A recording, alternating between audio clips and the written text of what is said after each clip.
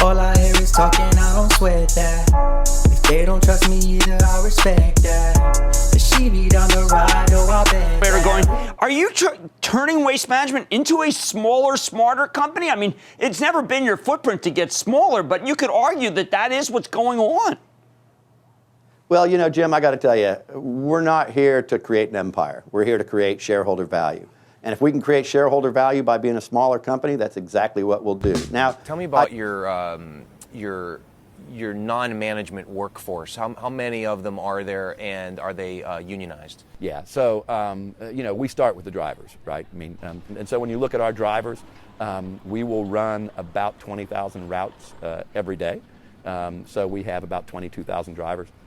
They're about 20% unionized. So when I first joined the company, we were about 32% unionized. We're about 20% unionized now because we've done a spectacular job of helping our union employees understand that, you know, being non-union can actually be better for you in virtually every circumstance. And so we've actually gone from being about 30% union to about 20% union in the 10 years I've been here. What's an example, as from your perspective as of the CEO, of how an employee would be better off not having union representation? Well, it's two things. It's healthcare and it's retirement, right? So when you look at healthcare, generally, you know, and look, we have great relationships with the unions.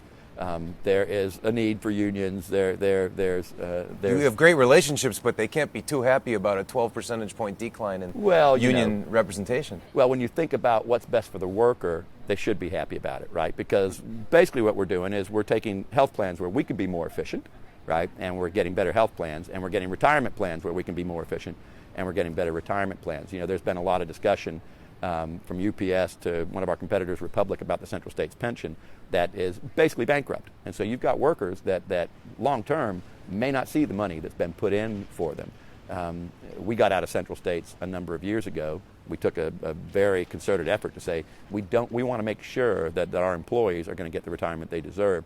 So we need to get out of the insolvent plans and get them into a plan where we can guarantee that they're going to have a good retirement. So generally, when we're winning those union campaigns, it's because we're providing better benefits from a healthcare point of view and from a retirement point of view. So better healthcare, better retirement, lower wages? No, not lower wages. You know, we do a very good job of making sure that we treat our non-union employees as good or better than we treat our union employees. So generally, what you'll see is that our folks, you've got to look at the total compensation package, right? Our non-union folks, total compensation package, I would stack it up against any union worker in the United States. All I hear is talking, I don't sweat that. If they don't trust me either, I respect that. The she be down the ride.